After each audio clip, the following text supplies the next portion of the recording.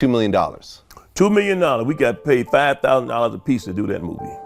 A film made on just $3.5 million shot in only 12 days.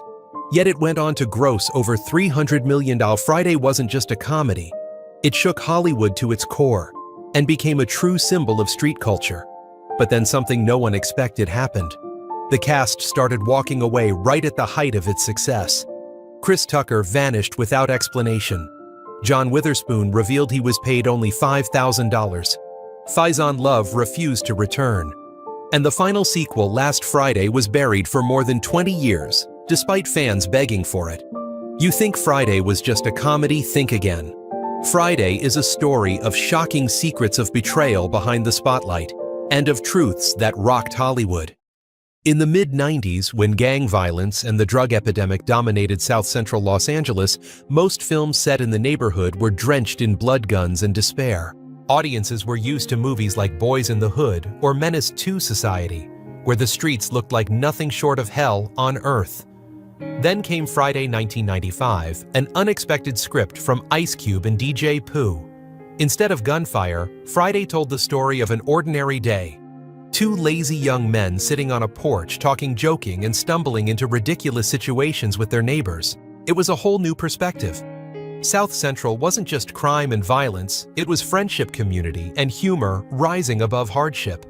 Still filming was constantly interrupted by the sound of real gunshots in the area. As Ice Cube recalled, "We didn't have to act, the neighborhood told its own story." With a tiny budget of $3.5 million and a 12-day shoot, no one expected much. But Friday became a cultural phenomenon, raking in over $300 million and turning into a cult classic. Decades later, people still quote its lines and relive its scenes as legends of the streets. And to give the movie its soul, they needed a character, like Smokey. Chris Tucker, the star who exploded, then suddenly disappeared. At first, the role of Smokey was actually written by DJ Pooh for himself. But as production drew closer, the studio grew worried. They felt the film would be hard to sell if the lead was given to an unknown face. At the first table read, Chris Tucker made no impression. He read the script too literally flat, without energy or personality. The room fell so silent that Tucker thought his chance had already slipped away. But in that moment, director F. Gary Gray took a gamble. Put the script down. Just improvise. Do it like you're on stage. And right then, Tucker exploded. He fired off lines like rap, bouncing back and forth, adding ad-libs, gestures, sly glances, Smokey complaining on the porch, his hilarious arguments with Big Worm, his terrified reactions to Debo. So much of it was improvised on the spot. The crew burst out laughing in real time. Those improvised moments breathed life into Smokey, to the point where the studio scrapped Chris Rock and Tommy Davidson and handed the role to Tucker.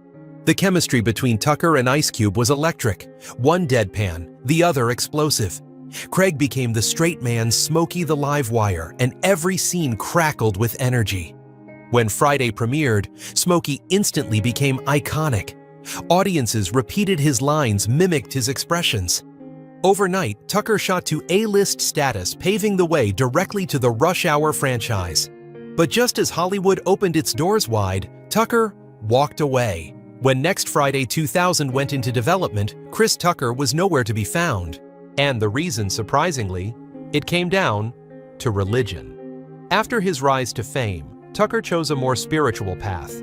He no longer wanted to embody a character who was a weed addict, a role he felt demeaned both himself and his community. As Tucker told People, "I didn't want to represent everybody smoking weed." He added, "I never thought about doing a sequel. I always wanted to do one great role, then move on to the next movie." Ice Cube later confirmed, "We were ready to pay Chris Tucker $10 to $12 million to do Next Friday, but he turned it down for religious reasons. He didn't want to curse or smoke weed on screen anymore." It wasn't just about image. Tucker put his personal standards first. He refused to repeat the stoner stereotype, choosing instead to move into a new phase of his career, action films, like Rush Hour, instead of the weed-fueled chaos of Friday. There were also rumors that Tucker demanded $1 million payday, more than the Friday team could afford. Ice Cube denied it. It wasn't about money. Chris simply didn't want to play that role anymore. Still, the gap between a rising Hollywood star and a low-budget cult comedy had grown too wide to bridge. Chris Tucker burst onto the scene like fireworks in Friday, but just as quickly, he was gone. Smokey would live only in the first film. That absence is both a lasting regret and proof of a hard truth. Sometimes a single role can catapult someone to stardom, but that same role can become a shadow they choose to leave behind. And with the very soul of the film gone, cracks over money, fame, and respect only grew deeper. After Tucker, other cast members too would drift away from the Friday block, leaving behind a legacy that was both brilliant and broken. John Witherspoon, Papa Willie Jones, and the Paycheck Shock. If Chris Tucker was the rebellious soul of Friday, then John Witherspoon was its family heart. As Willie Jones, the quirky, sharp-tongued black dad Witherspoon became the comedic anchor of the entire film. Anyone who's seen Friday can never forget Willie's straight-faced delivery of half-serious, half-ridiculous life lessons. Don't go in the bathroom for about 35-45 minutes. You win some, you lose some, but you live. You live to fight another day. Lines that sounded like throwaway nonsense became immortal, quoted across American pop culture for decades. What most people don't know, 90% of those lines weren't in the script. Witherspoon practically ad-libbed his way through. Director F. Gary Gray later recalled, "Every time he opened his mouth, the whole crew was on the floor laughing. We couldn't even cut scenes because every improv turned into gold." Even DJ Pooh, the film's co-writer, admitted that many of the most viral scenes weren't in the original script at all. Half joking, half serious, he confessed, "I was jealous sometimes." Witherspoon could steal the spotlight with just one improv. Glorious on screen, but the reality behind it was brutal. For all of John Witherspoon's brilliance in Friday, the ad-libs that saved entire scenes, the one-liners that became cultural gems, he was paid just $5,000. Compared to a film that grossed over $300 million, that paycheck felt like a slap in the face. America's dad for an entire generation, the man who gave audiences unforgettable laughter, was barely paid enough to cover a few months of bills. Witherspoon himself recalled bluntly, "No sugarcoating. We got paid $5,000 apiece to do that movie." He stressed that the entire main cast earned the same meager fee for the first film, even though Friday would later make them street icons. To make the picture even harsher, Faizon Love, who played Big Worm, confirmed he only received $2,500, a figure so low he publicly voiced his anger years later. The result, cast members remembered Friday with both pride and bitterness. Pride because the film became cultural history. Bitterness because their talent had been valued so cheaply. Witherspoon's paychecks did rise in the sequels, around $400,000 for Next Friday, and reaching $1 million for Friday After Next. But the first film, the one that made Friday legendary, was done more for passion than money. For a character who left such a deep mark on audiences, that original paycheck was nothing short of shocking. It also exposed the brutal unfairness in how studios value talent. And while Witherspoon at least got the chance to make it back in later films for another cast member, the story would play out as a much darker tragedy. Not only underpaid, but slowly abandoned by the very franchise that had made him famous. Tiny Lister, Debo. From the street bully, who struck fear, to the pain of being left behind. In Friday, every time Debo showed up, the whole neighborhood held its breath. From the bulging white eyes and fierce scowl to the scenes where he borrowed bikes or snatched gold chains, Tiny Lister created a villain who was both hilarious and terrifying. Craig Ice Cube and Smokey Chris Tucker might have delivered the laughs, but it was Debo who carried the hidden tension. With his nearly 6.5 frame and the muscular build of a former professional wrestler, Lister perfectly embodied the neighborhood bully. Someone anyone from a poor district would instantly recognize the big guy who intimidated others and took from the weak. Tiny Lister, drawing on his wrestling background, turned Debo into a street culture icon, both funny and frightening. Scenes like Red crying after losing his bike or Smokey ducking in fear as Debo walked by became lasting symbols of 1990s street life. But like many others in Friday, Tiny Lister was never paid what he was worth. Despite being one of the film's most unforgettable characters, the shadow of fear behind the comedy, his paycheck was little more than symbolic. Lister admitted in interviews, That while he was proud of Debo, he felt bitter disappointment that Friday's massive success never translated into fair compensation. The movie grossed over $27 million at the box office and made many times more through VHS, DVD, and TV rights. Yet none of that profit made its way back to the cast. For Lister, Friday was a career turning point, but the low pay taught him a hard lesson in Hollywood. Especially in low-budget films, black actors without clout were often undervalued. As he put it, it was an expensive lesson. You can create a legendary character, but if you don't have bargaining power, you're still left outside the system. Hopes of a comeback, and the long wait. After the first film's success, fans expected Debo to continue haunting the neighborhood. Tiny Lister did return in Next Friday 2000, but the role was cut down. Debo was reduced to a convict who escapes a gimmick cameo rather than a central force. By Friday, after Next 2002, he appeared only briefly, little more than a shadow of the legend he once was. Rumors swirled that Lister clashed with the studio over contracts. But unlike Chris Tucker or Faizon Love, he didn't walk away. The reason Lister admitted wasn't money, it was loyalty. He considered Ice Cube a real brother, and that bond convinced him to return even when the role was diminished.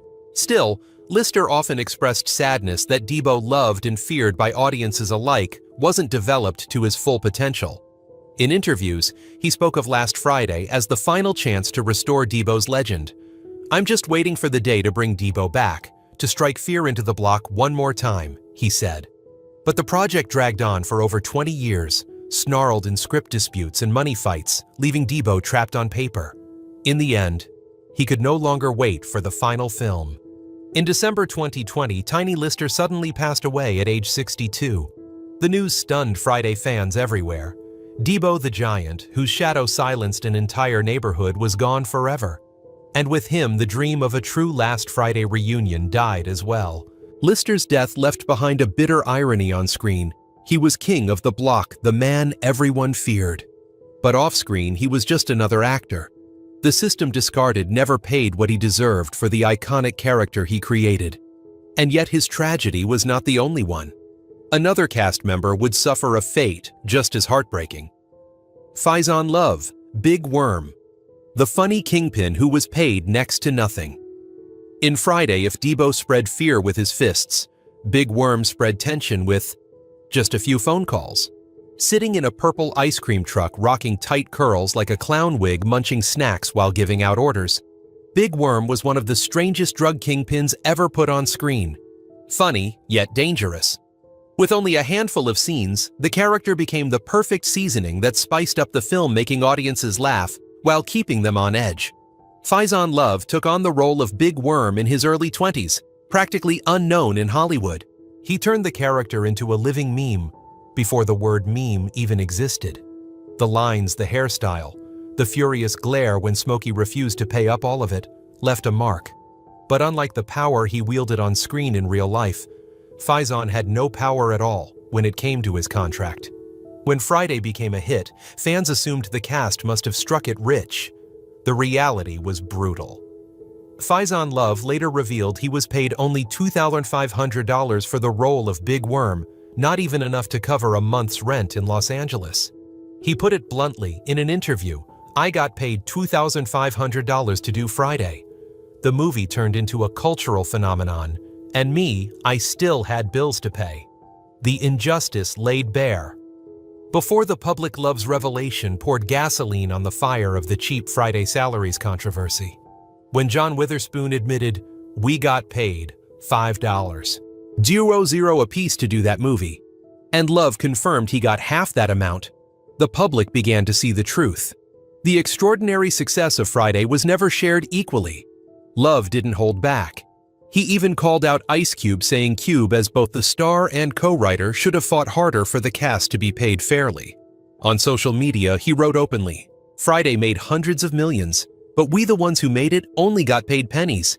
Somebody got rich, but it sure wasn't us." Ice Cube fired back, explaining that Friday was an independent, low-budget project and couldn't afford higher salaries. He argued that the real reward was the fame the film gave its cast. But for Love, that explanation rang hollow. Bitterness and the void that couldn't be filled. The injustice left Faizon Love refusing to return for the sequels. Big Worm, a character with limited screen time but unforgettable presence, would forever remain a one-and-done role. Love admitted, "I love that character, but I couldn't come back if they were still paying that little. I still gotta live." Big Worm became one of Friday's one-hit wonder icons. And Faizon Love's story stands as proof. Even if you create cultural memories, if Hollywood doesn't value you, those memories won't pay the bills. And it wasn't just the kingpins or giants who walked away. Even Debbie, the sweet shining light in a world of weed smoke and gang tension, chose another path. But her reason wasn't money. It was career choices, and a few rumors behind the scenes.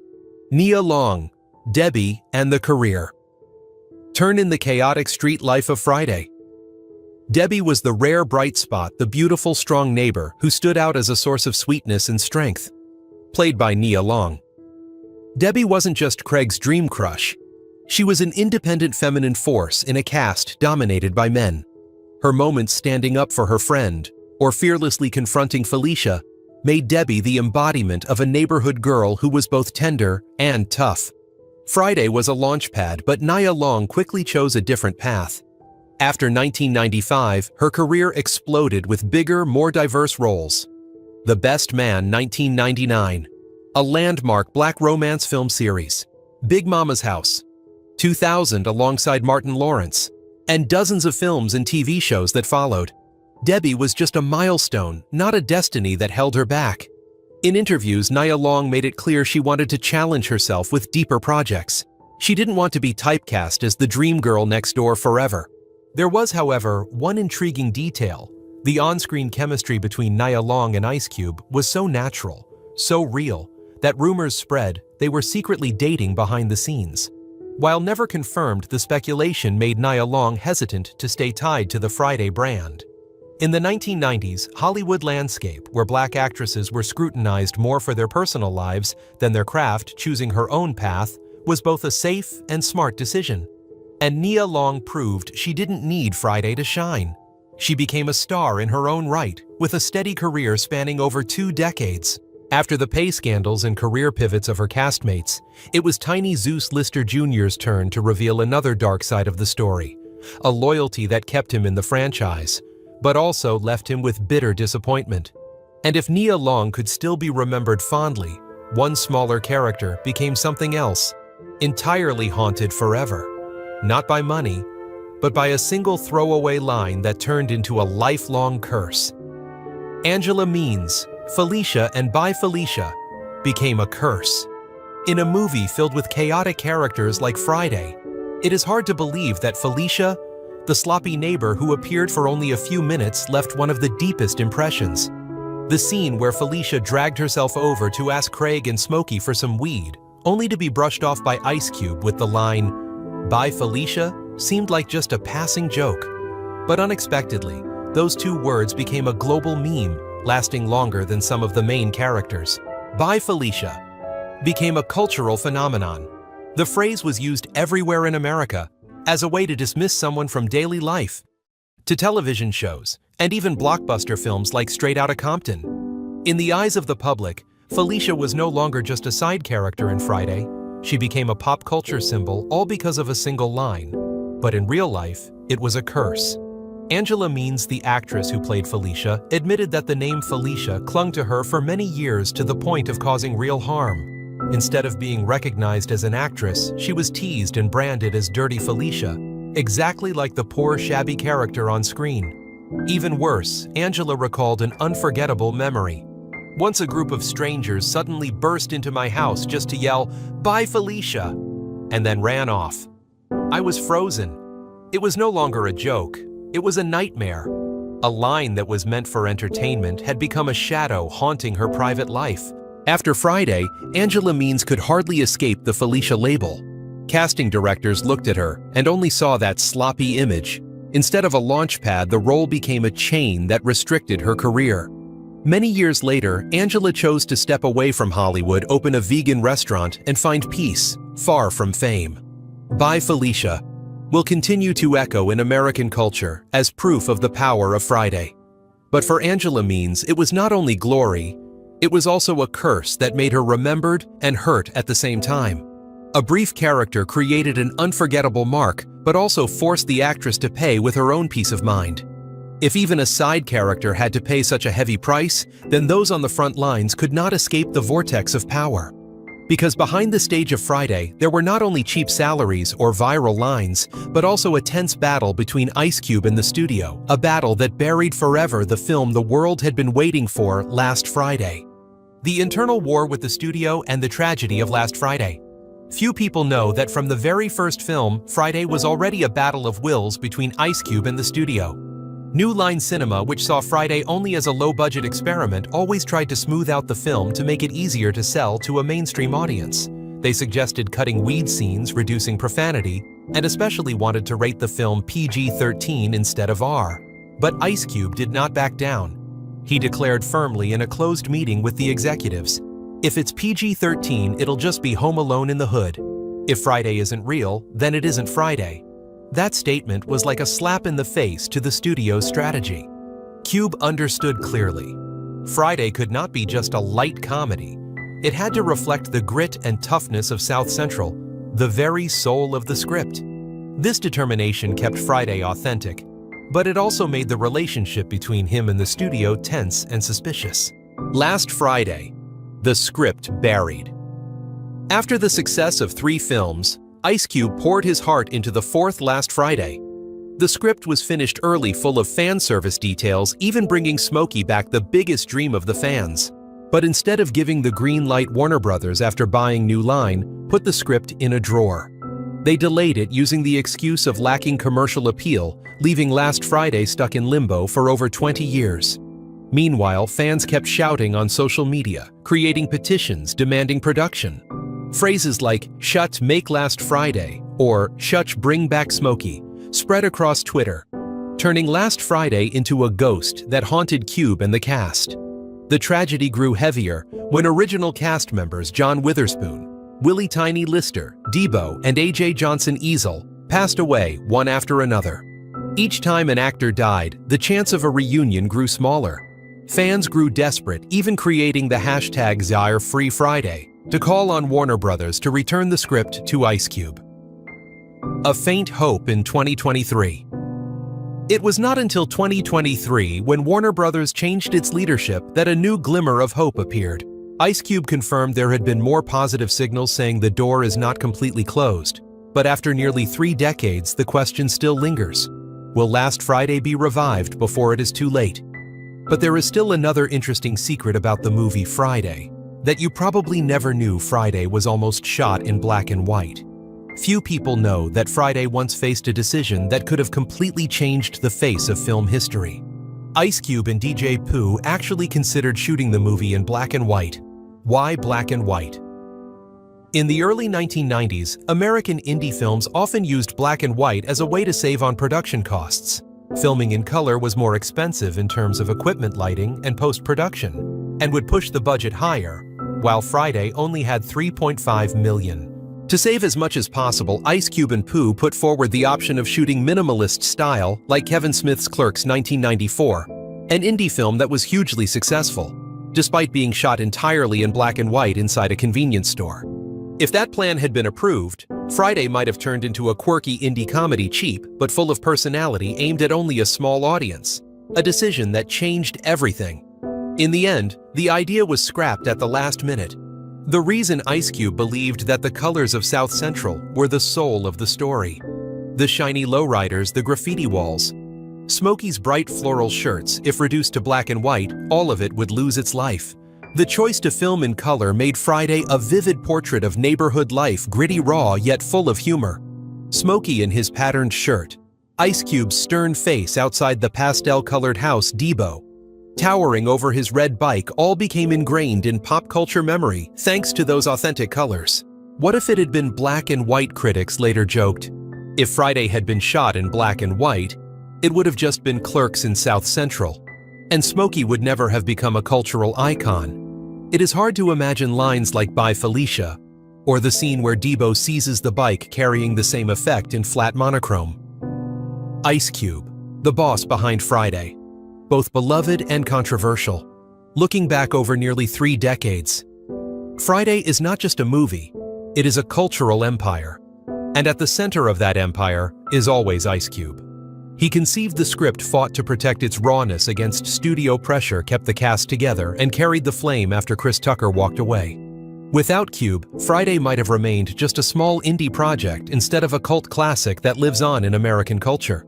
But that power also made Cube a double-edged sword.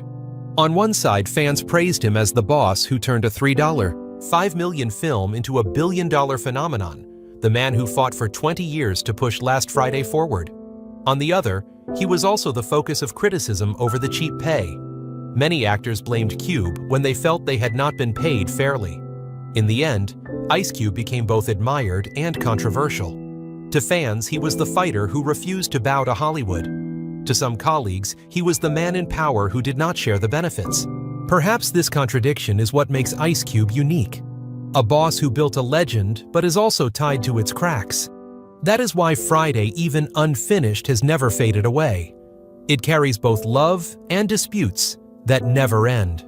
Friday left not only laughter, but also an unanswered question. If the studio had paid fairly, if Ice Cube had full control, if Smokey had truly returned, would Last Friday have become the biggest cultural explosion of the decade, instead of just an unfinished dream in the hearts of fans? And you, what do you think? Comment below, and don't forget to like, share, and subscribe so you don't miss the most exciting stories.